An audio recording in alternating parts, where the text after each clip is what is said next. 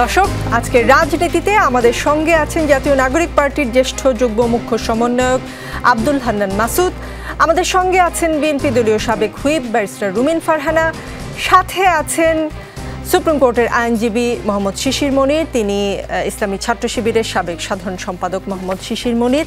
গতকাল রাত থেকে সামাজিক যোগাযোগ মাধ্যমে বিএনপি নেতাকর্মীরা না লেখা ফটোকার্ড শেয়ার করছে, আপনাদের দল জামাতি ইসলামীর কর্মী সমর্থকরা হ্যাঁ লেখা ফটোকার্ড শেয়ার করছে। এই যে পাল্টাপাল্টি অবস্থান, জানান দেওয়ার পরিস্থিতি আসলে কোন দিকে যাচ্ছে? এতে কি টেবিলের মতো পার্থক্য আপনারা অনলাইনে বা তৃণমূলে নিয়ে এলেন কিনা? এটা ফল কি হবে?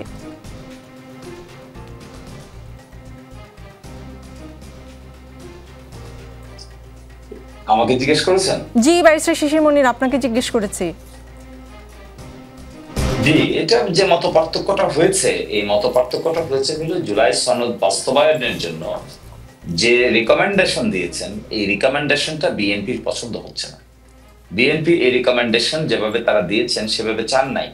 তারা মনে করছেন যে তাদের মতো করে যেভাবে রিকমেন্ডেশন দেওয়ার কথা তারা বলেছিলেন সেভাবে রিকমেন্ডেশন দিবেন। আর আমরাও দেখেছি এখানে ডিসেন্টিং এর পার্টটুকুতে আমরা যেখানে ডিসেন্টিং দিয়েছিলাম সেখানেও আমাদের ডিসেন্টিং কে ঐকমত্য কমিশন রাখে নাই, বিএনপির ডিসেন্টিং কে ঐকমত্য কমিশন রাখে নাই। না রেখে তারা মূল সনদের ওই প্রস্তাবিত বিষয়গুলোকে গণভোটে পাঠাচ্ছে। এই গণভোটে পাঠানোকে কেন্দ্র করে যেহেতু তাদের ডিসেন্টিং পার্টটুকু এখানে রাখা হয় নাই, সেই জন্যই বিএনপির পক্ষ থেকে আনুষ্ঠানিক যে প্রতিক্রিয়া দেখানো হচ্ছে সেটি পুরোপুরি আমার বিবেচনায় সংস্কার বিরোধী একটা পদক্ষেপ তারা নিয়েছেন, একটা অবস্থান নিয়েছেন, যে অবস্থানে তারা মেজর সংস্কারের জায়গায় ঐকমত্য কমিশনকে তারা বলছেন যে ঐকমত্য কমিশন নাকি প্রতারণা করেছে, তাদের কথা শুনে নাই, তাদের মত অনুযায়ী মতামত দেয় নাই, কিংবা তাদেরকে প্রাধান্য দেওয়া হয় নাই। আমি এখানে দেখেছি, আমি যেভাবে দেখি বিষয়টাকে, জামাত ইসলামী বলেন কিংবা বিএনপি বলেন, অন্য কোন রাজনৈতিক দল বলেন, মেজর ডিসেন্টিং যারা দিয়েছেন এই মেজর ডিসেন্টিং গুলোকে ঐকমত্য কমিশন অ্যাকসেপ্ট না করে জনগণের কাছে পাঠাচ্ছেন যে জনগণ এই ব্যাপারে হা না কি বলেন। আমার বিবেচনায় এই হা এবং না এখান থেকে উদ্ধৃত হয়েছে। আমি মনে করি ঐকমত্য কমিশন যে রিকমেন্ডেশন দিয়েছেন, জনগণের বা সরকারের দায়িত্ব হলো এটিকে বাস্তবায়ন করা, একটি আদেশ জারি করা, এই আদেশ জারি করে এর উপর ভিত্তি করে গণভোট অনুষ্ঠান করা, এবং গণভোটে যদি জনগণ হা বলে তাহলে সংবিধান সংস্কার সভায় সেগুলোকে অ্যাকসেপ্ট করে নেওয়া। এই যে একটা পজিটিভ টেন্ডেন্সি, পজিটিভ দৃষ্টিভঙ্গি, এটাকে আমরা হা বলছি, আর নেগেটিভ দৃষ্টিভঙ্গিকে আমরা না বলছি। সংস্কারের পক্ষে যারা থাকবেন তারা হা বলবেন, যারা বিপক্ষে থাকবেন তারা না বলবেন। জি, এবার অ্যাডভোকেট শিশির মনির, ধরেন গণভোট হলো, ফেব্রুয়ারির আগেই হলো, মানে আপনাদের কথা মতোই হলো, গণভোটে না জয়যুক্ত হলো, তখন আপনারা কি করবেন?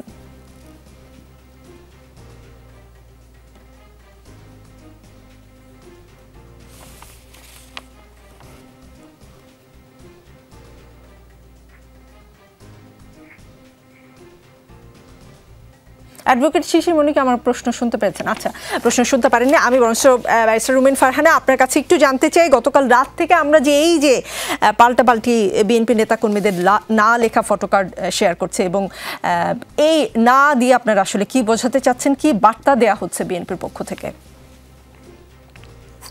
আপনি নিশ্চয়ই দেখেছেন আজকে আমাদের সম্মানিত মহাসচিব সহ আমাদের স্থায়ী কমিটির যারা সদস্য আছেন তাদের মেজরিটি একটা সংবাদ সম্মেলন করেছেন, এবং সেখানেই আমরা আমাদের অবস্থান স্পষ্ট করেছি। আমরা খুবই অবাক হয়ে লক্ষ্য করলাম 270 কার্য দিবস আলোচনার পরে যে বিষয়গুলোতে দলগুলোর ডিসেন্টিং পয়েন্ট আছে, যা ধরেন যে বিষয়গুলোতে বিএনপি ভিন্ন মত জানিয়েছে বা যে বিষয়গুলোতে জামাত ভিন্ন মত জানিয়েছে, সেই বিষয়গুলো স্পষ্ট না করেই একটা আদেশ জারি করার কথা বলা হচ্ছে, এবং যে ভোটটা যাবে, মানে যেই ভোটে যে প্রশ্নটা থাকবে সেখানে ডিসেন্টিং ব্যাপারটাকেই একেবারে উড়িয়ে দিয়ে একটা মানে তারা সনদটাকে তারা ডিক্লেয়ার করছে। তো এটা আমরা মনে করি জাতির সঙ্গে একদম স্ট্রেইট অ্যাওয়ে প্রতারণা। এই প্রতারণাটাকে আমরা না বলছি। একই সঙ্গে এই যে গণভোটের কথা আসছে, বিএনপি শুরু থেকে বলছে যে আমাদের যেদিন নির্বাচন হবে, জাতীয় নির্বাচন হবে, সেই সঙ্গে আমরা গণভোটের আয়োজন করব, একই দিনে আমরা গণভোটটাও করব। আমরা লক্ষ্য করলাম সেই ব্যাপারে ন্যূনতম কোনো কর্ণপাত না করে গণভোটের কথা বলা হচ্ছে, এবং এই গণভোটে মানুষের সামনে যে প্রশ্নটা থাকবে যে এই জুলাই সনদ বা এই সংস্কার কার্যক্রমের সঙ্গে তার সব সে পজিটিভ কিনা, সেই ব্যাপারে তার মতামত পজিটিভ কিনা। কিন্তু তার আগে আপনি চিন্তা করেন, এই যে গণভোটের মধ্যে এক একটা দল এক এক বিষয়ে ডিসেন্ট করলো, এক এক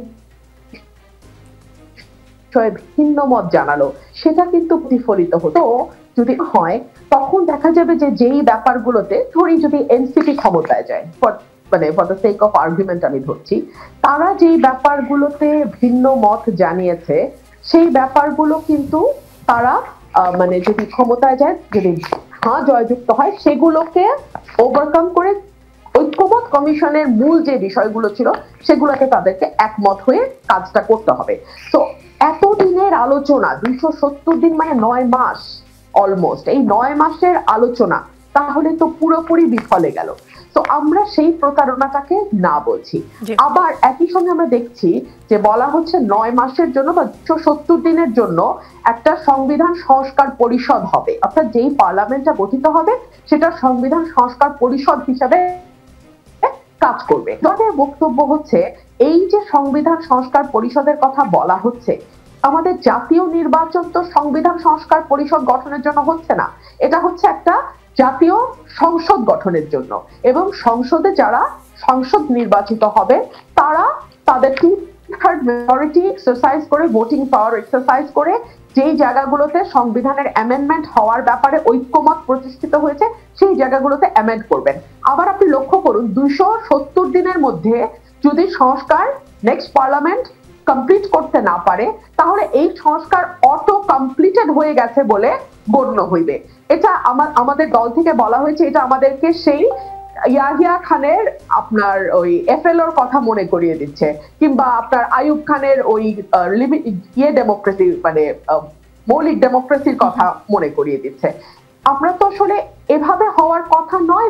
কাউকে কাউকে আবার এই সরকারের শুরুতে যে অটো পাস হয়েছিল সেই কথা মনে করিয়ে দিচ্ছে। ব্যারিস্টার রুমিন ফারহানা, আমি আসবো আপনার কাছে। আমি অ্যাডভোকেট শিশির মনিরকে যেই প্রশ্নটি করেছিলাম যে ধরেন গণভোট হলো, ফেব্রুয়ারির আগেই হলো, আপনারা যেমন করে চাচ্ছেন, সেই গণভোটে না জয়যুক্ত হলো, তখন আপনারা কি করবেন? সেই গণভোটে যদি না অ্যাডভোকেট শিশির মনির, অ্যাডভোকেট শিশির মনির,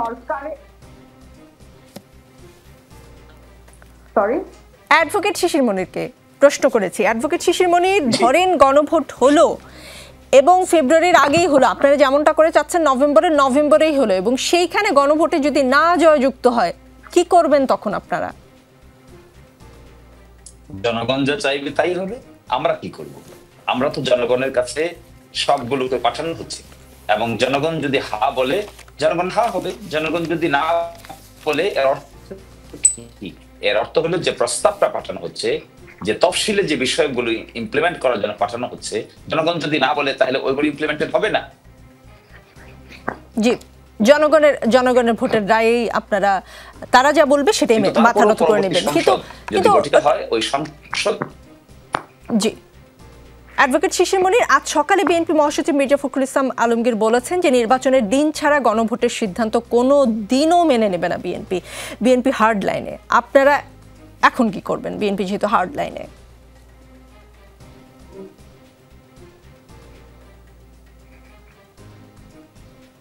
না, শুনতে পাচ্ছি না তাকে। জি, হান্নান মাসুদ, যে বিষয়টি নিয়ে আমরা কথা বলছিলাম, আসলে সামাজিক যোগাযোগ মাধ্যমে হ্যাঁ না ফটো কার্ডে ছড়াছড়ি আমরা দেখতে পাচ্ছি, এবং খুব একটা অদ্ভুত বিষয় নাকি, এটাই ন্যাচারাল আমি জানি না, যে জামাতে ইসলামের মতো এনসিপিও আসলে হ্যাঁ ফটো কার্ড প্রচার করছে। সেইটা কি আপনারা এর মাধ্যমে কি বার্তা দিচ্ছেন, যে এনসিপি জামাত একই বার্তা দিচ্ছে, নাকি কোনোভাবে কাকতালীয়ভাবে জামাতের সঙ্গে এনসিপির বার্তাটা মিলে গেছে?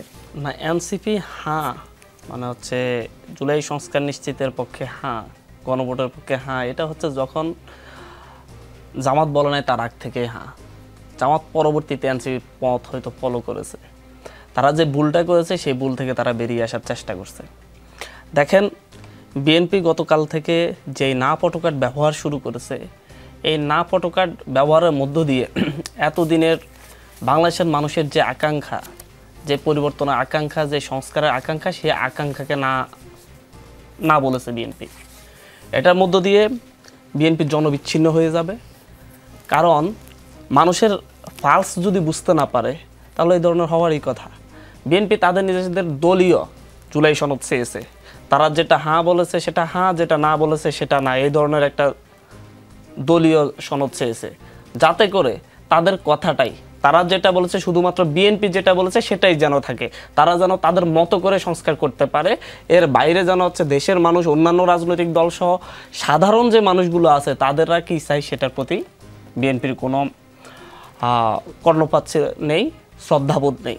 দেখেন, এই যে আজকে এসে বিএনপি যে নোট অফ ডিসেন্টগুলোর কথা বলতেছে, 270 দিন ধরে ঐক্যমত্য কমিশন বিভিন্ন প্রপোজাল উপর আলোচনা করেছে, সাংবিধানিক সংস্কারের জন্য আলোচনা করেছে।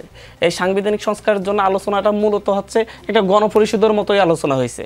গণপরিষদের যেভাবে বিভিন্ন সংবিধান পুনর্লেখন নিয়ে কিংবা হচ্ছে সাংবিধানিক সংস্কার নিয়ে যে দীর্ঘ আলোচনা হয়, সেই ধরনের আলোচনাটাই কিন্তু 270 দিন ধরে হয়েছে। আমরা চেয়েছিলাম যে গণপরিষদের মাধ্যমে এই সংস্কারগুলো নিশ্চিত করা হয়, ভোটের মাধ্যমে যে গণপরিষদ গঠিত হবে সেই গণপরিষদে এই আলোচনাগুলো হোক, কিন্তু বিএনপি সেটা মানে নাই বলে ঐক্যমত্য কমিশনের মাধ্যমেই এই আলোচনাগুলো হয়েছে।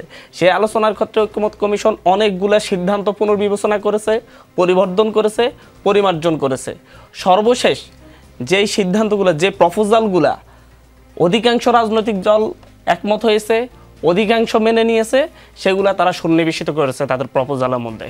সেই জায়গায় তারা উল্লেখ করে দিয়েছে যে হচ্ছে এই বিষয়গুলোতে এই রাজনৈতিক দলটি নোট অফ ডিসেন্ট দিয়ে রেখেছে, এই বিষয়গুলোতে জামাত নোট অফ ডিসেন্ট দিয়ে রেখেছে, বিএনপি নোট অফ ডিসেন্ট দিয়ে রেখেছে।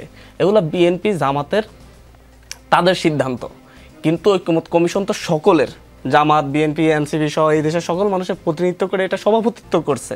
তারা যে প্রপোজালটা দেশের মানুষের কাছে উপস্থাপন করবে সেটাই তো গণভোটে যাবে। বিএনপির তৈরি প্রপোজাল তো গণভোটে যাবে না, জামাতের তৈরি প্রপোজাল তো গণভোটে যাবে না। গণভোটে যাবে হচ্ছে ডক্টর মোহাম্মদ ইউনূস সরকার যে ঐক্যমত্য কমিশন গঠন করেছে তাদের তৈরি প্রপোজাল। এই প্রপোজালের উপর 270 দিন ধরে আলোচনা করে পরিবর্তন পরিমার্জন করে একটা পূর্ণাঙ্গ রূপ জাতির সামনে হাজির করেছে। এটা তো শুধুমাত্র আপনার বিশ্বের কোনো ইতিহাসে আজ পর্যন্ত সংবিধান সংস্কারের জন্য যতগুলা আপনার গণভোট হয়েছে, কোনো গণভোটে কোনো রাজনৈতিক দল নোট অফ ডিসেন্ট সহকারে গণভোটে গিয়েছে কিনা এটা বিএনপির কেউ বলতে পারবে কিনা আমি জানি না। আমি আজকে পড়তেছিলাম যে হচ্ছে সেই আলবেনিয়াতে 1997 সালের গণভোট, সংবিধান সংস্কারের জন্য যে গণভোট, আপনার পোল্যান্ডে 1997 সালের গণভোট, 2010 সালে তুরস্কের গণভোট, 2010 সালে আপনার 2022 সালে সিলের গণভোট, প্রত্যেকটা গণভোটই নোট অফ ডিসেন্ট ব্যতি রেখে গিয়েছে। যে সকল গণভোটে হাঁ এসেছে, মানুষ হাঁকে ভোট দিয়েছে, সেই সকল গণভোটে নোট অফ ডিসেন্টকে বাদ দিয়েই পূর্ণাঙ্গ প্রপোজাল বাস্তবায়ন হয়েছে। শুধুমাত্র সিলের গণভোটের ক্ষেত্রে আপনার হচ্ছে মানুষ না ভোট দিয়েছে, যার কারণে হচ্ছে কোনোটাই বাস্তবায়ন হয় নাই। ধরেন হচ্ছে গণভোট, বাংলাদেশে গণভোট হলো প্রপোজাল উপর, সরকারের তৈরি প্রপোজালের উপর। এই প্রপোজালটা গণ অভ্যুত্থানে, এই যে গণভোটটা হচ্ছে, এই গণভোটের বৈধতা কি? এই গণভোটের বৈধতা তো গণঅভ্যুত্থান পরবর্তী সরকার যে গণভোটের আয়োজন করছে, যে প্রপোজাল তৈরি করছে, সেটার উপর গণভোট হবে। সেই গণভোটের ক্ষেত্রে আপনাদের মতামত নেওয়া হয়েছে, কিন্তু হচ্ছে আপনারা এক পর্যায়ে এসে যখন দেখছেন যে আপনাদের মতের একটু বাইরে চলে গেছে, মানে আপনাদের দলীয় বিবেচনায় যেগুলো আপনাদের সঠিক মনে হয়েছে তার বাইরে চলে গেছে, তখন আপনারা বিরোধিতা শুরু করেছেন। মতের বাইরে গেলে কিন্তু এনসিপিও অনেক কিছু বিরোধিতা করেছে। এটা আসলে ঠিক জুলাই স্পিরিট কতখানি আছে, নাকি কিছু জামাতি স্পিরিট, কিছু বিএনপি স্পিরিট, কিছু এনসিপি স্পিরিট, এরকম করে বিভিন্ন দলের স্পিরিটে বিভক্ত হয়ে গেছে, সেটা নিয়ে অলরেডি জনগণ প্রশ্ন তোলা শুরু করেছে। আব্দুল হান্নান মাসুদ, অনেক সময় ফুটন্ত শাপলা না দিয়ে কলি দিলেও কিন্তু আপনারা আপত্তি করেন। এই যে ধরেন ফুটন্ত শাপলা না দিয়ে এর কলি নির্বাচন কমিশনের প্রতীক তালিকা অন্তর্ভুক্ত করার বিষয়ে আপনাদের দলের সিনিয়র যুগ্ম আহ্বায়ক সামান্তা শারমিন বলেছেন এটি এনসিপিকে বাচ্চা বা অনুজ হিসেবে বোঝানোর একটি চেষ্টা। আচ্ছা, এই যে ফুটন্ত শাপলার জন্য আপনাদের যে জেদ বলবো না, এটা আসলে আমি ঠিক সঠিক টার্মটা বুঝতে পারছি না, সেই আচরণটা কেমন, সেটা কাদের মতো আচরণ? আর রাজনীতিতে এনসিপি তো অন্য যে কোনো দলের তুলনায় সদ্য ভূমিষ্ঠই নাকি? হ্যাঁ, এনসিপি সদ্য ভূমিষ্ঠ। এনসিপি হচ্ছে এই জেদ দিয়ে সদ্য ভূমিষ্ঠ হয়েছে। এনসিপির জন্মটা হয়েছে জেদের পরিপ্রেক্ষিতে। হাসিনা সরকার যখন হচ্ছে পুরো আন্দোলনকে দমিয়ে ফেলেছে, তখন এনসিপির এই নেতৃবৃন্দ জেদ ধরেছে বলে হাসিনাকে পালাতে হয়েছে। তারা জেদ ধরে রাস্তায় টিকেছিল বলেই, তারা কোনো ধরনের সমঝোতা করে নাই বলেই, তাই এই শেখ হাসিনা পালিয়ে নতুন বাংলাদেশ এসেছে। আমাদের এই জেদটা হচ্ছে ওই জায়গায় যে জেদটা মূলত খামখেয়ালিপনার বিরুদ্ধে। আমি এর আগেও কথা বলেছি, নির্বাচন কমিশন আমাদেরকে শাপলা দিবে না। কারণ কি দেখিয়েছে যে হচ্ছে তাদের তফসিলে নেই, তাদের তফসিলে না থাকলে শাপলা দেয়া যাবে না। তারা এই ধরনের একটা কারণ দিয়েছে যেটা কোনো আইনি ভিত্তি নেই। আমরা বলেছি আমাদেরকে আইনি ব্যাখ্যা দেন কেন শাপলা দেওয়া যাবে না। তারা মৌখিক অনেক ব্যাখ্যা দিয়েছে, আমাদেরকে লিখিতভাবে আইনি কোনো ব্যাখ্যা দেয় নেই। আমরা বলছি নির্বাচন কমিশনের অবশ্যই এই জাতির কাছে, প্রত্যেকটা রাজনৈতিক দলের কাছে, প্রতিটা মানুষের কাছে দায়বদ্ধতা রয়েছে, কিন্তু নির্বাচন কমিশন সেই দায়বদ্ধতা না দেখে তারা বলছে আমরা এর কোনো ব্যাখ্যা দিব না, আমরা দিতে পারবো না মানে দিতে পারবো না। কিন্তু আমরা বলছি বাংলাদেশের যতগুলা সাংবিধানিক প্রতিষ্ঠান রয়েছে তাদের প্রত্যেককেই কোনো সিদ্ধান্ত নিতে হলে সেটা ব্যাখ্যা দিয়ে নিতে হবে। তারা বলছে আমরা হচ্ছে, তারা যখন ব্যাখ্যা দেওয়ার কথা বলেছে তারা বলছিল যে হচ্ছে আমরা এই তফসিলে নাই বিদায় দিতে পারতেছি না। তাহলে তো তফসিল সংশোধন হলো, তফসিল সংশোধন করে আপনি শাপলা কলি তফসিল সংশোধন করে শাপলা কলি অন্তর্ভুক্ত করতে পারলেন, শাপলা কেন পারলেন না, এর কোনো ব্যাখ্যা আছে? এখন যদি হচ্ছে, আপনি তো আইনের কথা বলছেন, আমি একটু ভোটের মাঠের কথা বলি। আচ্ছা, লোকে কি আসলে শাপলা ফুটেছে নাকি এখনো ফুটন্ত বা মানে কলি অবস্থায় সেটা দেখে আপনাদের ভোট দিবে, নাকি হান্নান মাসুদ কয়টা তরুণ বানিয়ে এলাকায় ঢুকলো, কোন গাড়িতে চড়লো, এনসিপি নেতারা কোথাও চাঁদাবাজি বা সচিবালয় সুপারিশ বাণিজ্য করলো কিনা, ভোট দেওয়ার বা না দেওয়ার ক্ষেত্রে লোকে আসলে কি দেখবে? কলি দিয়ে কি জনগণের মন জয় করা যাবে না? ভোট দেওয়ার ক্ষেত্রে মানুষ কি দেখবে আমরা সেটা জানি না। আমরা চ্যালেঞ্জ ছুটছি, আমরা প্রত্যেকটা চ্যালেঞ্জ ছুটছি হচ্ছে পূর্ণ এস্টাবলিশমেন্ট আর খামখেয়ালিপনার বিরুদ্ধে। আমরা প্রত্যেকটা ক্ষেত্রে যেখানে কেউ কথা বলে নাই, আমরা আমলাতন্ত্র সংস্কারের ব্যাপারে কথা বলছি, আমরা আর্মি সংস্কারের ব্যাপারে কথা বলছি, আমরা কথা বলছি হচ্ছে সাংবিধানিক সংস্কার ব্যাপারে, যেখানে সবাই চুপসে গেছে। আমরা পুলিশ প্রশাসন সংস্কারের ব্যাপারে স্ট্যান্ড নিয়েছি, আমরা একইভাবে নির্বাচন কমিশনের খামখেয়ালিপনার বিরুদ্ধে স্ট্যান্ড নিয়েছি। এখানে আমরা শাপলা পেলাম নাকি পেলাম না, আমরা সেটা সবচাইতে বড় কোশ্চেন না। বড় কোশ্চেন হচ্ছে আমাকে কেন দেওয়া হবে না সেটার আইনি ব্যাখ্যা চাই। আমরা বলছি ভবিষ্যতে, বাংলাদেশের ভবিষ্যতে তো অনেক রাজনৈতিক দল নিবন্ধনের জন্য আবেদন করবে, তাদেরকেও যদি তাদের পছন্দের প্রতীক দেওয়ার ক্ষেত্রে খামখেয়ালিপনা প্রদর্শন করে তাহলে তারা কি করবে? খামখেয়ালিপনা প্রদর্শনের কোনো সুযোগ নেই। আইনি ব্যাখ্যা দিয়েই আপনাকে, আমরা কোনো ধরনের মানুষের ভোট দেওয়ার সিদ্ধান্ত মানুষ নিবে, আমাদের কর্মকাণ্ড দেখে নিবে। আপনি যে কথাগুলো বলেছেন এগুলো আমরা যদি মানুষের কাছে সেভাবে যেতে পারি, মানুষ যদি আমাদেরকে গ্রহণ করে তাহলে আমাদেরকে ভোট দিবে। কিন্তু আমরা জন্মের পর থেকেই বাংলাদেশের পূর্ণ যতগুলো এস্টাবলিশমেন্ট রয়েছে, জন্মের পর থেকে বাংলাদেশের পুরাতন যত অব্যবস্থাপনা রয়েছে, যত খামখেয়ালিপনা রয়েছে, যত স্বৈরতন্ত্র রয়েছে, ফ্যাসিজম রয়েছে, প্রত্যেকটাকে আমরা চ্যালেঞ্জ করছি। এবং সেই খামখেয়ালিপনার বিরুদ্ধে আমাদের জেদ। আগামীকাল শুক্রবারের মধ্যে জুলাই জাতীয় সনদ বাস্তবায়ন আদেশ জারির দাবি জানিয়েছে জামায়াতে ইসলামী। আইন উপদেষ্টা আসিফ নজরুল বলেছেন দ্রুতই গণভোটের সিদ্ধান্ত দেবেন প্রধান উপদেষ্টা। যদি জাতীয় নির্বাচনের আগে গণভোট হয় তাহলে বিএনপি কি করবে? জাতীয় নির্বাচনের আগে যদি গণভোট হয়, সরকার যদি সেই সিদ্ধান্ত নেয়, তাহলে সময়ের সঙ্গে যেটা করবার দরকার বিএনপি নিশ্চয়ই দলীয় আলাপ আলোচনার পরে সেই সিদ্ধান্ত নেবে।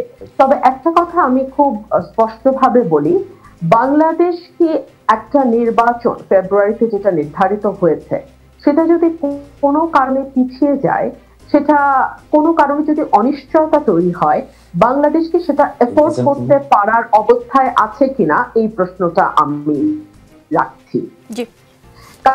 কারণ আপনি দেখুন, আমি যদি ব্যবসায়ী বা সিপিডির মতো সংগঠন, থিঙ্ক ট্যাঙ্ক, তারা কি বলছে, কিংবা আমাদের আমদানি রপ্তানির তথ্য কি দিচ্ছে, বিনিয়োগের অবস্থা কি, বাংলাদেশে ব্যাংক খাতের অবস্থা কি, এগুলো যদি একপাশ ছড়িয়েও রাখি, আর ঘোষণা দিয়েছে যে যদি নির্বাচন না হয় বা যদি একটা নির্বাচিত সরকার না আসে হবে না। তো আমাদের আমরা খুব স্পষ্ট যে বাংলাদেশে যদি একটা দ্রুত নির্বাচনের পথে না যায় তাহলে ন্যূনতম যেই স্বস্তিটা থাকবার কথা একটা গণতান্ত্রিক দেশে সেটা থাকবে না। আপনি যদি আইন শৃঙ্খলা পরিস্থিতির দিকে তাকান, আপনি যদি অর্থনীতির অবস্থার দিকে তাকান, আপনি যদি সামাজিক অস্থিরতার দিকে তাকান, এবং রাজনৈতিক অস্থিরতা তো আছেই সেই সঙ্গে, এই সকল কিছু বিবেচনায় নিয়ে আমার মনে হয় রাজনৈতিক দলগুলো প্রত্যেকেই যার যার নিজস্ব দলীয় স্বার্থের ঊর্ধ্বে উঠে দেশের স্বার্থের ব্যাপারে চিন্তা করা উচিত। আচ্ছা নিকোল, হোয়াট ইফ গণভোটে, যে প্রশ্নটি আপনি অ্যাডভোকেট শিশির মনিরকে করছিলেন, যে হোয়াট ইফ না ভোট জয়যুক্ত হলো, অথবা ধরুন আপনি নির্বাচনের আগে গণভোটের আয়োজন করলেন, যেটা যে প্রশ্নটা আপনি আমাকে করছিলেন, এবং সেখানে ভোটার টার্ন আউট হলো 10% অর বিলো 10%, তখন আপনি কি করবেন বা তখন আপনি সেইটাকে কিভাবে দেখবেন? বিকজ বাংলাদেশের ইতিহাসে গণভোট মাত্র 3 বার হয়েছে। শহীদ প্রেসিডেন্ট জিয়াউর রহমানের সময় হয়েছে, এরশাদের সময় হয়েছে, এবং তারপরে দেশনেত্রী বেগম খালেদা জিয়ার সময় হয়েছে। এই 3টা সময় কিন্তু হ্যাঁ নাতে উত্তর দেয়া যায় এইরকম প্রশ্নের ভিত্তিতে গণভোট হয়েছে, এবং voter turn out almost 80% above ছিল। এই গণভোটে যেহেতু সাংবিধানিক প্রশ্ন জড়িত, এবং বাংলাদেশের, আমি নিজে আমার এলাকায় কাজ করছি, আমার যে 2 ভাই আজকে যুক্ত আছেন রাজনীতির অনুষ্ঠানে, তারা তাদের একজন নিজে এখনো তার এলাকায়, আরেকজনও খুবই ফ্রিকোয়েন্টলি তার এলাকা ভিজিট করেন। সুতরাং আমরা কম বেশি সবাই জানি যে দেশের মানুষের মূল চিন্তা কিন্তু উচ্চ কক্ষ হবে না নিম্ন কক্ষ হবে, উচ্চ কক্ষে পিআর এর ভিত্তিতে যাবে নাকি ফার্স্ট পাস দ্য পোস্ট ভিত্তিতে যাবে, আপনার গণভোট কবে হবে, এগুলো তাদের আসলে মূল কনসার্ন না। তাদের মূল কনসার্ন হচ্ছে তারা ঠিক মতো সস্তায় জিনিস কিনতে পারছে কিনা, খাবারটা সস্তায় খেতে পারছে কিনা, চিকিৎসা ব্যবস্থার অবস্থা কিরকম, স্বল্প মূল্যে বা বিনামূল্যে তারা ওষুধ পাচ্ছে কিনা, সরকারি হাসপাতালগুলোতে তারা সেবা পাচ্ছে কিনা, তাদের ছেলেরা পড়াশোনা শেষ করে কিংবা ধরুন একটা মোটামুটি পড়াশোনা করবার পরে চাকরি পাচ্ছে কিনা, দেশের বাইরে গিয়ে কিছু রোজগার করে দেশে মা বাবা সন্তান বা পরিবারকে সাপোর্ট করতে পারছে কিনা, এগুলো হচ্ছে তাদের মূল কনসার্ন। তো তারা যখন দেখবে যে এমন একটা বিষয় গণভোট হচ্ছে যে বিষয়টা নিয়ে তাদের খুব একটা মাথা ব্যথা নাই, তাদের প্রতিদিনকার জীবনের সঙ্গে এই বিষয়গুলোর কোনো সংযুক্তি নাই, তখন আপনার মনে হয় না যে ভোটার টার্ন আউটটাও একটা বিরাট চ্যালেঞ্জ হয়ে দাঁড়াবে, এবং এট দ্য সেম টাইম না ভোট জয়যুক্ত হবার একটা বড় সম্ভাবনা তৈরি হবে। এবং আপনি অলরেডি আপনার প্রশ্নের মাধ্যমে বলেছেন যে বিএনপি সহ অনেকগুলো দল কিন্তু নায়ের ক্যাম্পেইন করছে। বিএনপির অনেকগুলো দল বলছে বিএনপির সঙ্গে যারা যুগপৎ আন্দোলনে ছিল তারা করবে, সেই সঙ্গে যদি আওয়ামী লীগ যুক্ত হয়, ভেরি লজিক্যালি তারা মনে করবে যে সংস্কার আসলে হওয়া উচিত না। তো আওয়ামী লীগ যদি না ভোটের ক্যাম্পেইন করে, সাথে বিএনপির না ভোটের ক্যাম্পেইন যুক্ত হয়, আপনি চিন্তা করেন তো না ভোট জয়যুক্ত হওয়ার সম্ভাবনা কতদূর বেড়ে যায়। তাহলে কি দাঁড়াবে? এই যে 270 দিনের আলোচনা, মাথা ঘামানো, সংবিধান নিয়ে এক এক দলের নেতাদের একেবারে রাতের ঘুম হারাম হয়ে যাওয়া, এবং অনেক কষ্টে টেনে টুনে একটা মোটা দাগে নোট অফ ডিসেন্ট সহ ঐক্যমতে আসা, পুরাটাই কি পানিতে চলে যাবে না? তো এই সম্ভাবনাগুলো তো আমাদের মাথায় রাখতে হবে। সে কারণে বিএনপি বলছে যে গণভোটটা নির্বাচনের সাথে হোক, তাহলে অন্তত মানুষ কিছুটা হলেও সেই দিকে ফোকাস করবে। যে অ্যাডভোকেট শিশির মনির, আগামীকাল শুক্রবারের মধ্যে জুলাই জাতীয় সনদ বাস্তবায়ন আদেশ জারির দাবি জানিয়েছে জামায়াতে ইসলাম। নায়েবে আমির সৈয়দ আব্দুল্লাহ মোহাম্মদ তাহের বলেছেন, জামায়াত রাষ্ট্র সংস্কারে দেওয়া ঐকমত্য কমিশনের প্রস্তাবগুলোর পূর্ণ বাস্তবায়ন চায়, সেজন্য আগামীকালের মধ্যে জুলাই সনদ বাস্তবায়ন আদেশ জারি করতে হবে। সরকার চাইলে আজ রাতের মধ্যেও সেটি করতে পারে। জুলাই সনদ বাস্তবায়ন আদেশ জারির পর গণভোটের আয়োজন করতে হবে। এবং তিনি যেটা বলছেন যে জামাত জাতীয় নির্বাচনের আগেই গণভোট আয়োজন করার দাবি জানিয়েছে। এমনিতে একই দিনে নির্বাচন ও গণভোট হলে রাজনৈতিক দলের নেতারা নিজ নিজ দলের প্রার্থীকে জেতাতে ব্যস্ত থাকবেন, এর ফলে গণভোটের গুরুত্ব হারাবে বলে মনে করে জামায়াত। জুলাই জাতীয় সনদ বাস্তবায়ন নিয়ে জামায়াত ইসলাম কি তাড়াহুড়া করছে কিনা, মানে শুক্রবারের মধ্যেই আদেশ জারি করতে হবে, তারপরই গণভোটের ডেট ফিক্স করতে হবে, একই দিনে যদি জাতীয় নির্বাচন ও গণভোট হয় তাহলে যেটা অনেকেই বলছে বা বিএনপি বলার চেষ্টা করছে যে রাষ্ট্রের খরচ বাঁচবে, রাজনৈতিক দলগুলো একসঙ্গে দুটি বিষয় প্রচারণা করতে পারবে। দুটি ভিন্ন সময়ে গণভোট ও জাতীয় নির্বাচনের চেয়ে একই দিনে হওয়া ভালো কিনা জানতে চাই। নির্বাচন কমিশনের প্রস্তুতির বিষয়ও তো আছে, নভেম্বরে আসলে নির্বাচন কমিশন গণভোটের মতো এত বড় আয়োজন করতে পারবে কিনা। একটা বিষয় কি খেয়াল করেছেন যে বিএনপি কেন নায়ের দিকে রওনা দিল? তাতে বিএনপির লাভ কি হবে, এই রাষ্ট্রের কি লাভ হবে? একটা সংস্কার প্রক্রিয়ার বিরুদ্ধে কেন বিএনপি দাঁড়াতে যাচ্ছে? যে শুধুমাত্র তাদের মতো হয় নাই তাই ডিসেন্টিং দিয়েছে, ঐকমত্য কমিশন ডিসেন্টিংটা অ্যাকসেপ্ট করে নাই, না করে গণভোটে পাঠাচ্ছে, তাতে বিএনপি তো ক্ষিপ্ত হলো কেন? এই প্রশ্নের জবাব যদি আপনি খোঁজেন তাহলে সকল ফলের বিড়াল এখানে বের করা সম্ভব। আমি তো মনে করি এটা শুধুমাত্র আমিত্ব অহংকার বোধ এবং নিজের মতামতের বিরুদ্ধে কোনো কিছু মেনে নেওয়া যাবে না, এই জিনিসটাকে এস্টাবলিশ করার জন্যই তারা আজকে এই পজিশন নিয়েছে। মনে করেন তারা বড় দল, তারা মনে করেন আগামী তাদের ক্ষমতায় আসার সম্ভাবনা আছে, এই জন্য তারা যেটা বলবেন বাকি সবাইকে এটাই মেনে চলতে হবে। এই যে একটা আমিত্ব, অহংকার বোধ, আমি, এই জায়গায় বিএনপি সংস্কারের বিরুদ্ধে অবস্থান নিয়েছে এবং এই অবস্থান থেকে তাদেরকে সরে আসা উচিত আমি মনে করি। কেন জানেন? এই যে এক অহংকার বোধ, এই অহংকার বোধ থেকে যদি সরে আসা না যায় তাহলে কোনো সংস্কারকে তারা মেনে নিতে পারবেন না। আপনি জানেন তারা সংস্কারের মূল কোন জায়গায় ডিসেন্টিং দিয়েছে? ডিসেন্টিং দিয়েছে উচ্চকক্ষ পিআর এর ভিত্তিতে গঠিত হবে কি হবে না এই মর্মে তারা ডিসেন্টিং দিয়েছে। উচ্চকক্ষ তারা চান, নিম্নকক্ষও তারা চান, কিন্তু সকল রাজনৈতিক দল চান উচ্চকক্ষ পিআর এর ভিত্তিতে হোক, কিন্তু বিএনপি সেটা চান না। এবং একই ব্যক্তি দলের প্রধান এবং সরকার প্রধান হতে পারবেন না, এটাও তারা চান না। এনসিসি, ন্যাশনাল কনস্টিটিউশনাল কাউন্সিল, এটাও তারা চান না। একই সাথে তত্ত্বাবধায়ক সরকারের চতুর্থ যে অপশন আছে এটাও তারা চান না। তাহলে তারা মেজর বিষয়গুলোতে এই যে একটা ডিসেন্টিং রেখেছেন, তাহলে সংস্কার প্রক্রিয়ার, সাংবিধানিক সংস্কার প্রক্রিয়ার মূল উদ্দেশ্য কি? মূল উদ্দেশ্য কি চোর পুলিশ খেলা, নাকি গঠনতন্ত্রের ভিতরে একটা পাওয়ার পলিটিক্সের মধ্যে ব্যালেন্স আনা? পাওয়ার পলিটিক্সের মধ্যে যদি ব্যালেন্স না আনা যায় তাহলে সংস্কার হবে কি? আগামীর পার্লামেন্ট কিভাবে গঠিত হবে, সেখানে কারা ইলেক্টেড হবে, কিভাবে সরকার গঠিত হবে, প্রেসিডেন্ট প্রাইম মিনিস্টারের সম্পর্ক কি হবে, এগুলো আমরা অতীতে নির্ণয় করতে পারি না দেখেই তো আমাদের দেশে একনায়কতন্ত্রের ব্যবস্থা ডেভেলপ করেছিল। আলোচনা করে আমরা পাওয়ারটাকে ডিস্ট্রিবিউট করার চেষ্টা করেছি। যেখানে গিয়ে পাওয়ার ডিস্ট্রিবিউশনের প্রশ্ন এসেছে সেখানে বিএনপি বেঁকে বসেছে। কারণ তারা কি চান? তাহলে পাওয়ার কনসেন্ট্রেশন চান? পাওয়ারকে এক জায়গায় চান? পাওয়ারকে এক ব্যক্তির হাতে চান? আমরা তো জনগণের হাতে পাওয়ার চাই, আমরা বিভিন্ন ইনস্টিটিউশনের হাতে পাওয়ার চাই, আমরা সাংবিধানিক প্রতিষ্ঠানগুলোকে শক্তিশালী করতে চাই, আমরা ব্যক্তির চাইতেও সিস্টেমকে বেশি গুরুত্ব দিতে চাই। এই পলিসির ভিত্তিতে আমাদের দেওয়া নোট অফ ডিসেন্টকেও ঐকমত্য কমিশন ডিসরিগার্ড করে গতকালকে তালিকা প্রকাশ করেছে। কোথায়? আমরা তো মেনে নিয়েছি। আমরা তো এই ঐকমত্য কমিশনে দেওয়া ডিসেন্টিং কেন বাদ দেওয়া হলো এই মর্মে তো আমরা ঐকমত্য কমিশনকে প্রতারক বলি। আমরা ঐকমত্য কমিশনকে বলিনি যে তারা মতানৈক্য তৈরি করছে, মতৈক্যের বিরুদ্ধে মতানৈক্য তৈরি করছে। ঐকমত্য কমিশনের যদি এই ক্ষমতা না থাকে যে কার ডিসেন্টিং সে অ্যাভয়েড করবে আর কে ডিসেন্টিং সে অ্যাকসেপ্ট করবে, তাহলে ঐকমত্য কমিশনের কি ক্ষমতা নাই? অ্যাডভোকেট শিশির মনির, পাল্টা একটা প্রশ্ন করি আপনাকে।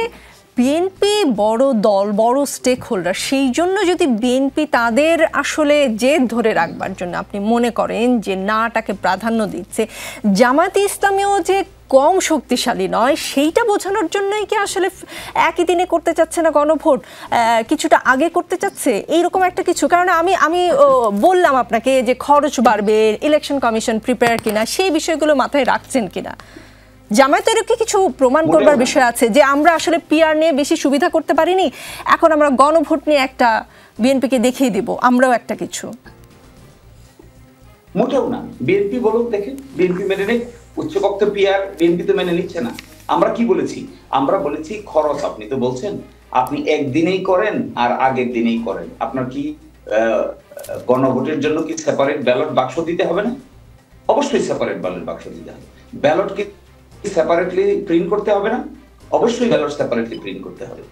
আর তাহলে আপনি ব্যালটও সেপারেটলি প্রিন্ট করবেন, বাক্সও সেপারেটলি করবেন, তাহলে খরচ কি একদিনে করলেও তো বাক্স লাগবে, একদিনে করলেও তো আপনাকে ব্যালট লাগবে, আগের দিনে করলেও তো ব্যালট লাগবে, 5 দিন আগে করলেও তো ব্যালট লাগবে, বাক্স লাগবে। সুতরাং খরচের প্রশ্ন কোথায় আসছে? খরচের প্রশ্ন আসতেছে শুধু পরিবহন। আর গণ অভ্যুত্থানের পরে একটা বাংলাদেশের সাংবিধানিক সিস্টেম একটা নতুন ডাইমেনশন নিতে যাচ্ছে। আপনি এখানে কয় লক্ষ টাকা খরচ হবে, কয় কোটি টাকা খরচ হবে, এটাকে বড় আর্গুমেন্ট করবেন, নাকি বিষয়টা কি করে সুন্দর করে অ্যাকসেপ্টেবল মেকানিজমে করা যাবে এটা আর্গুমেন্ট করবেন? আর ব্যালট বাক্স আলাদা করে ছাপাইতে হবে তো উভয় ক্ষেত্রে, আলাদা করে তো ব্যালটও ছাপাইতে হবে। তাহলে খরচের বিষয়টা কি? অতীতে 3টা গণভোট হয়েছে। আমার বন্ধু যিনি আর্গুমেন্ট করছেন রুমিন ফারহানা আপা, তার দল গণভোট করেছিল। তিনি জানেন না কোন বিষয়ে গণভোট হয়েছিল তখন? তিনি জানেন না? মাত্র যেদিন ঘোষণা দিয়েছেন তার 21 দিনের মাথায় তারা গণভোট করেছিলেন, 27 দিনের মাথায় গণভোট হয়েছে আগে, 29 দিনের মাথায় গণভোট হয়েছে আগে। আর এখন সেটি করার জন্য ওনারা বলছেন তাড়াহুড়া হবে। আসল কথা কি জানেন? আমি থলের বিড়ালটা ভেঙে দিব আজকে এখানে। আমি বলছি আসল কথা হলো সংস্কারের যে এজেন্ডাগুলোর সঙ্গে তারা দ্বিমত পোষণ করেছিলেন, তারা চান না এটা জনগণ দ্বারা আগে অ্যাপ্রুভড হোক। তারা চান তারা মনে করেন ইলেকশন হবে, ক্ষমতায় আসবে, এরপরে বাকি সবাইকে তারা তাদের পিছিয়ে ঘোরাবে। আচ্ছা, আমি ব্যারিস্টার রুমিন ফারহানা কি জি আপনি থলে থেকে যে বিড়ালটা বের করলেন সেটাই আসল বিড়াল কিনা আমি ব্যারিস্টার রুমিন ফারহানাকে একটু জিজ্ঞেস করি। ব্যারিস্টার রুমিন ফারহানা, এনসিপি ও জামাত সহ অন্যান্য দলের নোট অফ ডিসেন্ট গুলোও কিন্তু রাখা হয়নি, আপনারা কি ইগোইস্টিক কোনো কারণে মানতে পারছেন না বিষয়টিকে? এইরকম যেমন জাতীয় ঐক্যমত্য কমিশনের সুপারিশে জুলাই সনদের পূর্ণ প্রতিফলন নেই বলে মন্তব্য করেছেন আপনাদের স্থায়ী কমিটির সদস্য সালাউদ্দিন আহমেদ এবং তিনি বলেছেন যে জাতীয় সংসদ ভবনের দক্ষিণ প্লাজায় যে সনদ স্বাক্ষরিত হয়েছে কমিশনের দেয়া সনদ বাস্তবায়নের সুপারিশে তার হুবহু প্রতিফলন নেই। রেফারিকে তারা কখনো গোল দিতে দেখেননি, কিন্তু এখন মনে হচ্ছে ঐক্যমত্য কমিশন, সরকার এবং আরও 2-3টে রাজনৈতিক দল একই পক্ষ। আপনারা ফেব্রুয়ারিতে জাতীয় নির্বাচন চেয়েছেন, সরকার সেটা মেনে নিয়েছে। আপনাদের দাবি মানলে রেফারি ঠিক, আর কোনোভাবে না মানলে রেফারি নিজেই গোল দেয়, এরকম কিনা? নিকোল, আমরা যে সনদে স্বাক্ষর করেছি, পলিটিক্যাল পার্টিগুলো যেই সনদে স্বাক্ষর করেছে, সেটা ট্রু রিফ্লেকশন কেন থাকবে না মূল সনদে? 1, 2 হচ্ছে যখন সেখান থেকে ডেভিয়েট হয়ে যায়, যখন নোট অফ ডিসেন্ট গুলো সেখানে রিফ্লেক্টেড হয় না, তার মানে কি দাঁড়ালো? তার মানে দাঁড়ালো গত 270 দিনের যে আলোচনা, সেই আলোচনার আর কোনো অর্থ থাকে না। 3 হচ্ছে আমরা কি সকল দল নাকে খত দিয়ে এই এগ্রিমেন্টে এসেছিলাম যে নো ম্যাটার হোয়াট আমরা সবাই সব বিষয়ে সব পয়েন্টে একেবারে দাড়ি কমা সেমিকোলন সহ একমতে আসব, নাকি প্রধান উপদেষ্টা বলেছিল যতটুকু ঐক্যমত হয় ততটুকু বাস্তবায়ন করে আমরা ছেড়ে দিব?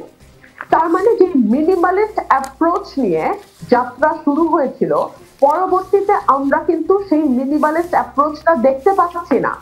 আর আজকে আমার ভাই শিশির মনির যেটা বলছে যে থলের বেড়াল বের হয়েছে, বিএনপি আসলে কোনো সংস্কারই চায় না। আচ্ছা ঠিক আছে, আমি ওনাকে বলি, উনি তো লয়ার, উনি তো আর্গুমেন্ট দিয়ে কথা বলেন, উনি বা ওনার দল এই ক্যাম্পেইনটা শুরু করুক যে বিএনপি কোনো সংস্কার চায় না, বিএনপি আসলে কোনো সংস্কার হবে না। যদিও 19 দফা, ভিশন 2030 এবং 31 দফা সবই বিএনপির দেওয়া, তারপরেও আমি তর্কের খাতিরে বলে দিচ্ছি, ওনারা এই ক্যাম্পেইন যদি শুরু করে যে ঠিক আছে বিএনপি কোনো সংস্কার চায় না, লেট পিপল ডিসাইড। পিপলকে তো গণভোটে ডিসাইড করতে হবে, তাই না? গণভোটে যদি ভোট দিতে হয়, পিপলকে তো 84টা জানতে হবে, 48টা সাংবিধানিক পয়েন্ট কি কি আছে মানুষকে জানতে হবে। তো তখন মানুষ ঠিক করুক যে এই 48টা সাংবিধানিক পয়েন্ট এবং 84টা সংস্কারের যে প্রস্তাব, তার সঙ্গে বিএনপি একমত না, বিএনপি এগুলা বাস্তবায়ন করতে চায় না, বিএনপি চায় জোর যার মুল্লুক তার এমন ভাবে চালাতে, বিএনপি পাওয়ার ডিস্ট্রিবিউশন বিশ্বাস করে না। এটা মানুষ জনগণই সিদ্ধান্ত নেক। জি জি, রাজনীতির কি রিফ্লেকশনটা আসে। জি ব্যারিস্টার রুমিন ফারহানা, একটা কথা বলে রাখি নিকোল, যে পাওয়ার ডিস্ট্রিবিউশনের কথা যদি উঠে, তাহলে আমি খুবই বিনীতভাবে বলি, এই যে ডেপুটি স্পিকার বিরোধী দল থেকে নেয়া, সংসদের 5-6টা সংসদীয় স্থায়ী কমিটির চিফ বিরোধী দল থেকে আনা, এবং এই যে কমিশনগুলোর হেড বিরোধী দলের সাথে আলোচনা করে ঠিক করা, তাহলে পাওয়ার ডিস্ট্রিবিউশনটা আটকাচ্ছে কোথায়? একজন ব্যক্তি 10 বছরের বেশি প্রধানমন্ত্রী হতে পারবেন না, এইরকম কোন আইন, এরকম কোন নজির বিশ্বে কোন গণতান্ত্রিক দেশে আছে? আমার জানা মতে বিশ্বের কোন দেশে এরকম কোন নিয়ম নাই যে 8-10 বছর বা 15 বছর। জি ব্যারিস্টার রুমিন ফারহানা, আরো কথা শুনবো, একটু পরে ফিরছি। জি একটু পরে ফিরছি।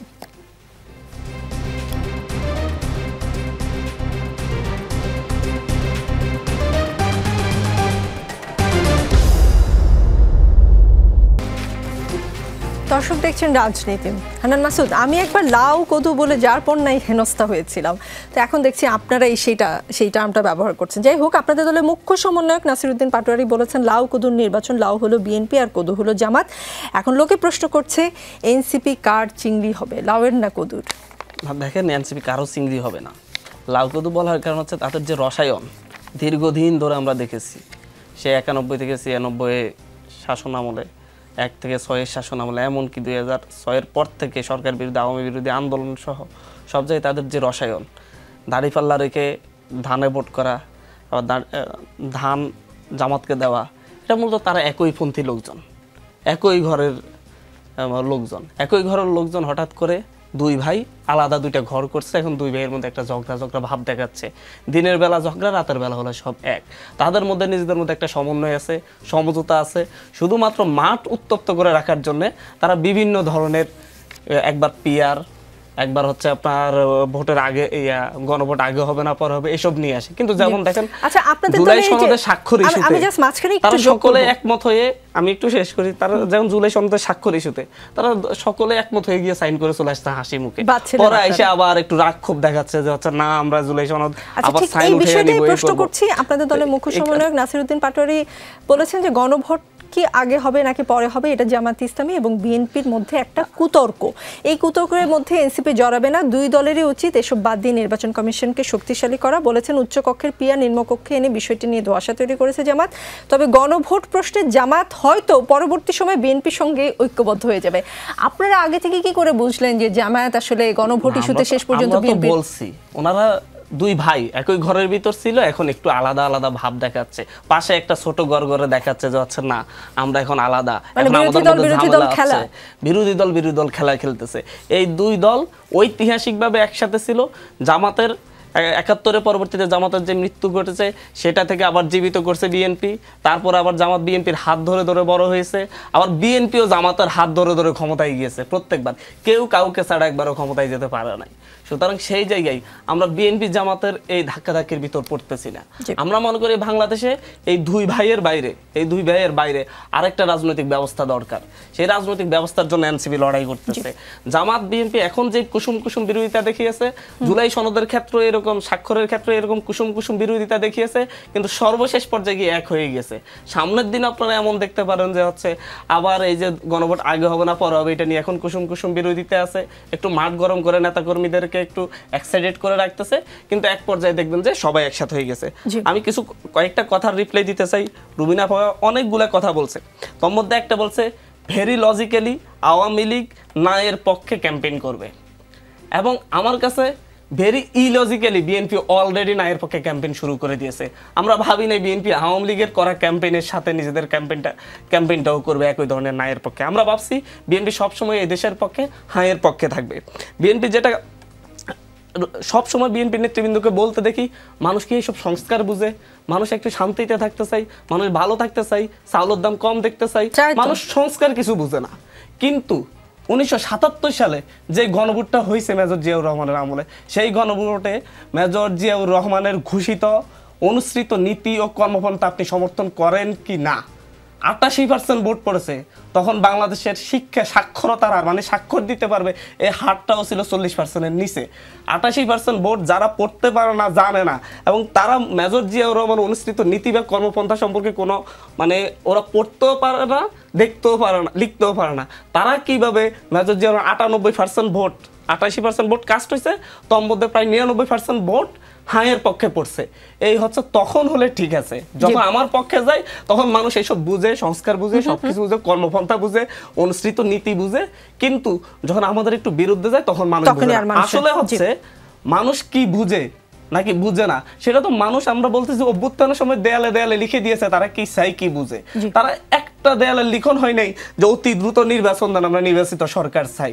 আমরাও নির্বাচিত সরকার চাই, ফেব্রুয়ারিতে নির্বাচন হতে হবে, নাহলে বাংলাদেশে একটা ব্যাপক বিরাট সংকট তৈরি হবে। কিন্তু সেই নির্বাচনে যাওয়ার আগে বাংলাদেশের সাথে দীর্ঘমেয়াদে আবার সংকটে না যায়, তাহলে যেই সুপারিশগুলো ঐক্যমত কমিশন করেছে সেগুলো বাস্তবায়ন নিশ্চিত করতে হবে।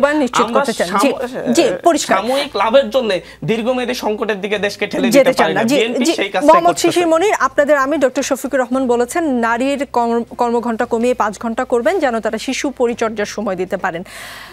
আর বিএনপির ভারপ্রাপ্ত চেয়ারম্যান তারেক রহমান সাহেব ঘোষণা দিয়েছেন নারীকে যেন তার চাকরি বা পড়াশোনা নিয়ে কোনো স্যাক্রিফাইস না করতে হয়, সেজন্য যেখানে যেখানে প্রয়োজন সেখানে ডে কেয়ার স্থাপন করে দিবেন। আজকে বড় একটি ফেসবুক স্ট্যাটাসে তিনি পরিষ্কার করেছেন সরকারি বিশ্ববিদ্যালয়, বেসরকারি অফিসে, সরকারি সকল অফিসে সহ বিভিন্ন জায়গায় পোশাক শ্রমিকদের জন্য ডে কেয়ারের ব্যবস্থা থাকবে। আপনাদের 5 ঘন্টার বিপরীতে আপনাদের এই 5 ঘন্টা নিয়ে অনেকেই প্রশ্ন তুলেছেন এটা জামায়াতের আবার নতুন কোনো ফন্দি কিনা নারীকে ঘরে আটকে রাখার জন্য। আপনাদের এই 5 ঘন্টার বিপরীতে বিএনপির প্রতিটা কর্মজীবী মা ও প্রতিটি ছাত্রীর নিজের সাফল্যে স্বাধীনতা পায়, এই ধারণা কেমন মনে হচ্ছে? ট্রাম্পের উপর ওভার ট্রাম্প কিনা? একটি কথার জবাব আমি দিয়ে নিই, সেটি আমার মানে আইনজীবী বন্ধু রুমিন ফারহানা বলেছেন যে কেন জুলাই সনদের রিফ্লেকশন হলো না, অর্থাৎ জুলাই আদেশ যে জারি করা হবে সেখানে জুলাই সনদের রিফ্লেকশন নাই। আমি জানি না এই তত্ত্বের উৎস কি, কে বলছে রিফ্লেকশন নাই? পুরোপুরি রিফ্লেক্টেড জুলাই সনদে যা ছিল এটাই আদেশে ইনক্লুড করা হয়েছে, শুধু ডিসেন্টিং পার্টটুকুর জায়গাটা ওমিট করা হয়েছে। এটা তো জামাত যেটা করেছে সেটা ওমিট করা হয়েছে, বিএনপি যেটা দিয়েছে সেটা ওমিট করা হয়েছে, অন্যান্য দল যারা ডিসেন্টিং দিয়েছে সেটাও ওমিট করা হয়েছে। তাহলে জুলাই সনদ এখানে রিফ্লেক্টেড হয় নাই, এই যে একটা কথা বলা হচ্ছে এটা অনেকটা চিলে কান নেওয়ার মতো। সকলেই মনে করছে চিলে কান নিয়ে গেছে, চিলে কান নিয়ে গেছে। একবার হাত দিয়ে দেখে না যে চিলে আসলে কান নিয়েছে কিনা, কানটা জায়গায় আছে কিনা। জুলাই সনদের, আমি দায়িত্ব নিয়ে বলছি, জুলাই সনদের একটি অক্ষরও পরিবর্তন করা হয়, মানে আপনারা যেমন চেয়েছেন তেমনই হয়েছে। যা হয়েছে ডিসেন্টিং যে জায়গাটুকু ছিল ওই ডিসেন্টিং জায়গাটুকুকে এখান থেকে শিডিউলের জায়গা থেকে সকল দলের ডিসেন্টিংকেই ওমিট করা হয়েছে। সুতরাং বিএনপি এখানে এক্সট্রা অ্যাংশাস হওয়ার কিছু নাই। ঐকমত্য কমিশন এবং সরকারের এখতিয়ার আছে কোন বিষয়টা তারা গণভোটে পাঠাবে আর কোন বিষয়টা গণভোটে পাঠাবে না। আমার প্রশ্নের উত্তর জি, আরেকটা আপনার প্রশ্নের উত্তর। আপনি যেটা প্রশ্ন করেছেন 5 ঘন্টা, আই এম কোয়াইট শিওর যে জামাতের আমির এই বিষয়টাকে যত সংবেদনশীল ভাবে তুলে ধরতে চেয়েছেন আর আমরা জামাত ইসলামকে যেভাবে ট্যাগ করছি এটা আসলে একটা ভিন্ন পারপাসকে সামনে রেখে ট্যাগ করা হচ্ছে। জামাত ইসলামের আমির এই কথা বলেছেন যে কর্মঘণ্টা কমিয়ে দিবেন যেন বার্ডেন কম হয় এবং তারা সঠিকভাবে ম্যানেজ করতে পারেন। আপনি দেখেছেন হোম অফিস, দেখেছেন হোম অফিসের কনসেপ্ট, সারা দুনিয়াতে হোম অফিসের কনসেপ্ট খুব জনপ্রিয় কনসেপ্টে রূপান্তরিত হয়েছে। আরেকটা কনসেপ্ট আপনি দেখতে পাবেন, কোয়ালিটি টাইম কনসেপ্ট। একটা জায়গায় কিন্তু বেশ স্ক্যান্ডিনেভিয়ান দেশে গিয়ে দেখেন ছেলেদেরও কর্মঘণ্টা কমিয়ে দেওয়া হচ্ছে, সকলেরই কর্মঘণ্টা কমিয়ে দেওয়া হচ্ছে। কেন দেওয়া হচ্ছে কর্মঘণ্টা কমিয়ে জানেন? কোয়ালিটি ইফেক্টিভ টাইম দেওয়ার জন্য। যেমন 5 ঘন্টায় যদি কোয়ালিটি টাইম আপনি ব্যয় করেন তাহলে 10 ঘন্টার কাজ হবে। আর যদি আপনি শুধুমাত্র অফিস মেনটেন করার জন্য সকাল 9টায় যান আর বিকাল 5টায় আসেন, ডানাভাবে খুঁজে দেখেন তো ইফেক্টিভ টাইম কতটুকু খরচ। অ্যাডভোকেট শিশিরমণি, আমার প্রশ্নের পরের টুকু শুনেছেন? তারেক রহমান যা বলেছেন দেওয়ার জন্য, এই বিষয়টাকে কাউন্টার জন্য কে কি প্রপোজাল নিয়ে আসছেন যে ইয়ে করে দেওয়া হবে, বেবি সিটিং এর ব্যবস্থা করে দেওয়া হবে, ওইটা করে দেওয়া হবে, ওইটা করে দেওয়া হবে। আচ্ছা, এটা করে দেওয়া ওইটা করে দেওয়ার মধ্যে কি কোনো কনফ্লিক্ট আছে? করে দেন, অবশ্যই করে দেন, কেন করতে অসুবিধা কোথায়? সকল কর্ম জায়গায় আপনি করে দেন। আর কর্মঘণ্টা যদি আপনি মানুষকে ইফেক্টিভলি মানুষের সার্ভিস নিতে চান তাহলে সারা দুনিয়াতে মডার্ন সিস্টেম হলো, মডার্ন থিওরি হলো আপনি কোয়ালিটি টাইম অর্থাৎ ট্রুলি ইফেক্টিভ টাইম যেটা আছে এটা যদি একজন পুরুষ কিংবা একজন নারীকে কাজে লাগাতে পারেন তাহলে যে পরিমাণ প্রোডাক্ট হবে।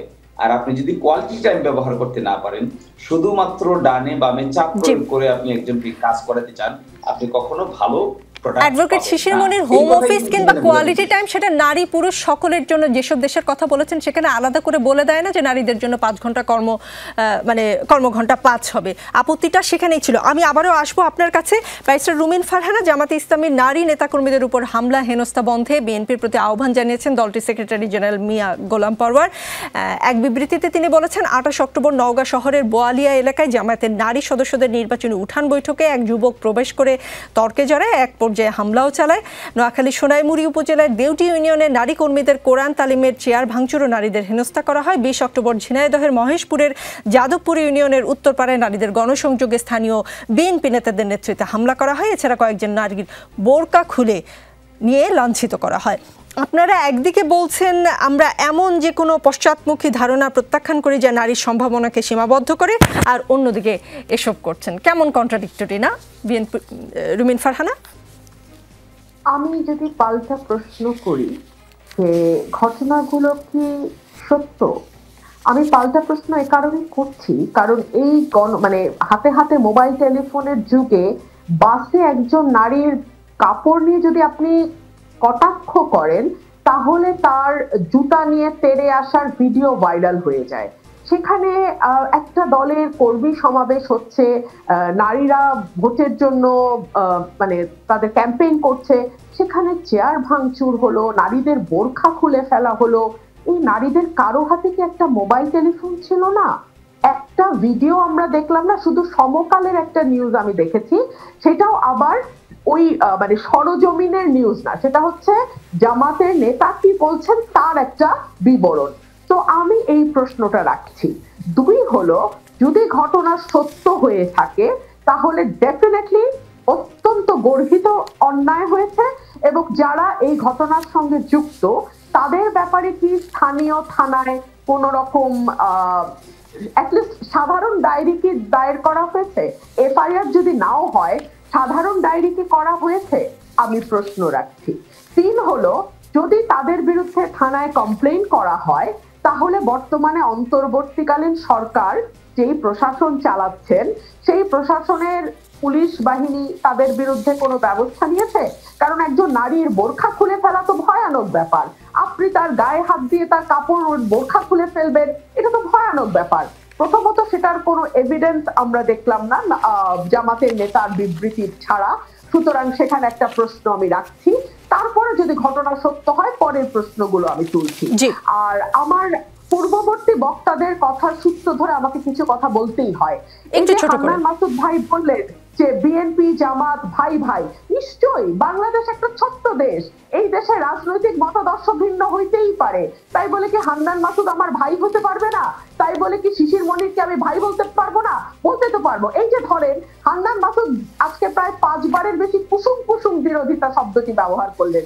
এই শব্দটি যতদূর মনে পড়ে 2021-22 সালের দিকে সংসদে জাতীয় পার্টিকে আমি সমালোচনা করতে গিয়ে প্রথমবারের মতো রাজনীতিতে এই ভাষা ব্যবহার করেছি। এরপরে প্রায়ই দেখি আমার এনসিপির ভাইরা এই শব্দটি ব্যবহার করে।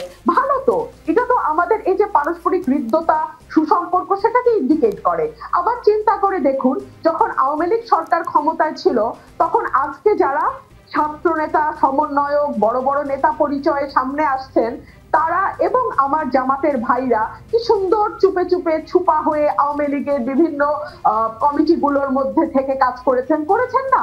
তো এই যে বিএনপিকে আওয়ামী লীগের সঙ্গে ট্যাগিং করে দেওয়া, আমার মনে হয় সেটা তারা পলিটিক্যাল বয়ান তৈরির স্বার্থে করতেই পারেন, কিন্তু বাস্তবতা আসলে একেবারেই ভিন্ন। আর আমার ভাই শিশির মনিরের কাছে আমার একটা প্রশ্ন আছে, কোয়ালিটি টাইম কি কেবলমাত্র নারীদের? এটা তো পুরুষের জন্য প্রযোজ্য। On the top of that 5 ঘন্টা একজন নারী কাজ করবেন, পুরুষ করবেন 8 থেকে 10 ঘন্টা। নারীর বেতন আর পুরুষের বেতন কি সমান হবে? যদি সমান হয় সেটা কি ইনসাফ হবে? এই ভয়ানক কম্পিটিশনের যুগে একজন নারী 5 ঘন্টা চাকরি করে যদি প্রমোশন পান, ধরেন আমি সেই নারী প্রমোশন পেয়ে গেলাম, শিশির মনির আর আমি একই অফিসে কাজ করি, শিশির মনির ভাই কি প্রশ্ন তুলবেন না যে আমি 10 ঘন্টা পরিশ্রম করি, আমি প্রমোশন পাই না, তুমি কেবলমাত্র নারী হওয়ার সুবাদে 5 ঘন্টা পরিশ্রম করে প্রমোশনটি পাও? তার মানে এই যে আমার ভবিষ্যৎটা বন্ধ হয়ে যাওয়া, 5 ঘন্টা এই সময় বেঁধে দেওয়া, এটা কি জামাতে ইসলাম নারীরা বা কর্মজীবী নারীদের সঙ্গে আলোচনা করে এই সিদ্ধান্তে এসছেন? কিংবা তারা কি অফিসগুলোর সঙ্গে আলোচনা করেছেন? আমাদের বেসরকারি যে কর্মক্ষেত্রগুলো আছে সেখানে কি তারা আলোচনা করেছেন মালিক পক্ষের সঙ্গে? আপনার প্রশ্ন পরিষ্কার। জি, কর্মজীবী নারীদের সঙ্গে জি, ব্যারিস্টার রুমিন ফারহানা, প্রশ্ন পরিষ্কার। আমি যাচ্ছি মোহাম্মদ শিশির মনিরের কাছে, কিন্তু আব্দুল হান্নান মাসুদ, আপনি দেখেছেন খবরটা, আপনার নজরে এসেছে, জুলাই গণ অভ্যুত্থানের চেতনায় দুর্নীতিমুক্ত দেশ করতে সরকার কার্যকর পদক্ষেপ নিতে ব্যর্থ হয়েছে এমন অভিযোগ তুলে জুলাই যোদ্ধাদের গেজেট থেকে স্বেচ্ছায় নাম প্রত্যাহারের আবেদন করেছেন ফরিদপুরের আবরার নাদিম। এবং তিনি যেটা বলেছেন গণমাধ্যমকে যে আমরা যে জন্য আন্দোলন করেছিলাম তার কোনো প্রতিফলন দেখতে পাচ্ছি না, চারিদিকে নিজেদের বন্দোবস্ত চলছে। বর্তমানে অন্তর্বর্তীকালীন সরকার এবং স্থানীয় সরকারগুলো জুলাইয়ের যে চেতনায় দুর্নীতি ও লুটপাট মুক্ত দেশ করতে চেয়েছিল সে ব্যাপারে কার্যকর কোনো পদক্ষেপ নিতে পারেনি, তাই আমি সরকারি গেজেট ও সুযোগ সুবিধা থেকেও নাম প্রত্যাহারের আবেদন করছি। এই ক্ষোভ যৌক্তিক কিনা হান্নান মাসুদ, ছোট করে প্লিজ। অবশ্যই যৌক্তিক। আমরা এটার জন্য দীর্ঘদিন ধরে বলছি যে সরকারের এই যে উপদেষ্টারা যারা রয়েছে তারা অধিকাংশ ক্ষেত্রে বিভিন্ন জনকে খুশি করে চলার চেষ্টা করছে। একটা বিপ্লবের পরে, একটা অভ্যুত্থানের পরে তারা যে সরকার গঠন করেছে তাদের মধ্যে সেই বৈপ্লবিক কোনো চিন্তাই ছিল না, কোনো পরিবর্তন ছিল না। আপনি কি বলতে পারবেন কোন মন্ত্রণালয়ে কি কি পরিবর্তন হয়েছে? এটা আপনি জানেন? বাংলাদেশে কোন একটি মন্ত্রণালয়ের ব্যাপারে আমাদের কাছে এখন পর্যন্ত আজকে 1 বছর পরে ধারণা নেই যে হচ্ছে তারা কি কি সংস্কার তাদের মন্ত্রণালয়ের মধ্যে করেছে। তারা যদি এই সংস্কারগুলো তাদের মন্ত্রণালয়ের মধ্যে এখন করে দিয়ে যেতে পারতো, তাহলে আপনার আগামী দিনে যে দুর্নীতি মন্ত্রণালয় কিন্তু যে দুর্নীতিগুলো হচ্ছে সেগুলো অনেকাংশে কমে যেত। কিন্তু দেখাই গিয়েছে তাদের অধিকাংশই নিজেরাও দুর্নীতিতে জড়িয়ে পড়ছে। আমরা যেটা বিভিন্ন নিউজ মাধ্যমে দেখতে পাই, বিভিন্ন ধরনের উপদেষ্টাদের ব্যাপারে, পিএসএর ব্যাপারে, এগুলা আমরা খুব ভালোভাবে এবং সবচাইতে বেশি লক্ষ্য করছি যে হচ্ছে যারা অভ্যুত্থানের সময়, সেটা ডক্টর মোহাম্মদ আসিফ নজরুল বলেন কিংবা আসিফ মাহমুদ বলেন কিংবা মাহফুজ আলম বলেন, যারা অভ্যুত্থানের সময় কিংবা হচ্ছে আওয়ামী শাসন আমলে সরকারি বিরোধিতাই সম্মুখ সারি থেকে ভূমিকা রেখেছিল, তাদেরকে বেশি হেনস্থা করা হচ্ছে। মনে হয় যেন বাকি উপদেষ্টা সবাই ধোয়া তুলসী পাতা আর এই কয়েকজনই সকল অপরাধের মূল। তো এর মধ্য দিয়ে বোঝা যায় যে হচ্ছে এখানে 2 ভাগ করে ফেলা হয়েছে। যারা আওয়ামী বিরোধী অবস্থান রেখেছে, দীর্ঘদিন আওয়ামী লীগের অত্যাচার নির্যাতন শিকার হয়েছে, তাদেরকে বেশি হেনস্থা করা হচ্ছে বিভিন্ন মিডিয়ার মাধ্যমে কিংবা হচ্ছে বিভিন্ন সোশ্যাল মিডিয়ার মাধ্যমে হোক, সব কিছু মিলিয়ে। কারণ তাদেরও ব্যর্থতা আছে, কারণ তারা এই পর্যায়ে মিডিয়া সংস্কারেও হাত দিতে পারে নাই, তারা হচ্ছে সোশ্যাল মিডিয়া সংস্কারেও হাত দিতে পারে না। জি, মোহাম্মদ শিশির মনির, আপনাকে 30 সেকেন্ড সময় দিই, যেহেতু আপনাকে একটু প্রশ্ন করেছেন ব্যারিস্টার রুমিন ফারহানা। এর সঙ্গে একটা মন্তব্য শুধু জুড়ে দিতে চাই, রাজনৈতিক দলগুলো মতৈক্যে পৌঁছাতে ব্যর্থ হলে নির্বাচন অনিশ্চিত এবং প্রধান উপদেষ্টা অধ্যাপক মোহাম্মদ ইউনূসকে পদত্যাগ করে চলে যেতে হতে পারে বলে মন্তব্য করেছেন আমার বাংলাদেশ পার্টির চেয়ারম্যান মুজিবুর রহমান। এই বিষয়ে যদি কিছু বলতে চান, এমন সিচুয়েশনে গেলে আসলে রাজনৈতিক দলগুলো এই যে 270 দিন এত আলোচনা করেও, সারা রাত রামায়ণ পড়েও সকালবেলা যে বলছে সীতাকে, সেরকম একটা সিচুয়েশনের দিকে আপনারা দেশকে নিয়ে যাচ্ছেন কিনা? শিশির মনির। আমার মনে হয় আলোচনা হচ্ছে, একটা উত্তপ্ত পরিবেশ সৃষ্টি হয়েছে এবং খুব দ্রুতই তার সমাধান হবে। এবং বাংলাদেশের যিনি প্রধান উপদেষ্টা আছেন অন্তর্বর্তী সরকারের, তিনি সকলের কাছে শ্রদ্ধেয় এবং সম্মানীয় ব্যক্তি। এখানে খুব বেশি হতাশার কিছু নাই। আলোচনা পক্ষে বিপক্ষে হচ্ছে, তাওয়া গরম হয়েছে, এটি হওয়াটাই স্বাভাবিক। যে যার জায়গা থেকে তার আর্গুমেন্ট করবে, এটাও স্বাভাবিক। এবং যেহেতু ডক্টর মোহাম্মদ ইউনূস যিনি ক্রান্তি লগ্নে আমাদেরকে পথ দেখিয়েছিলেন, আমাদের দায়িত্ব ঘাট তুলে নিয়েছিলেন, আমরা মনে করি ওনার মতো ব্যক্তিত্ব যতদিন আছেন ততদিন এই আলোচনাগুলো, সমালোচনাগুলো একসাথে করে ভবিষ্যৎ পথ নির্দেশ করতে অসুবিধা হবে বলে আমার কাছে মনে হয় না। শেষ পর্যন্ত he is the centre of trust and confidence of all political. খুবই দুঃখিত, আমি আর কোনো কথা দিতে পারছি না। রাজনীতিতে শেষ কথা বলে কিছু নেই, তাই চলতে থাকবে। আগামী রবিবার রাত 9টায় আবারও দেখা হবে।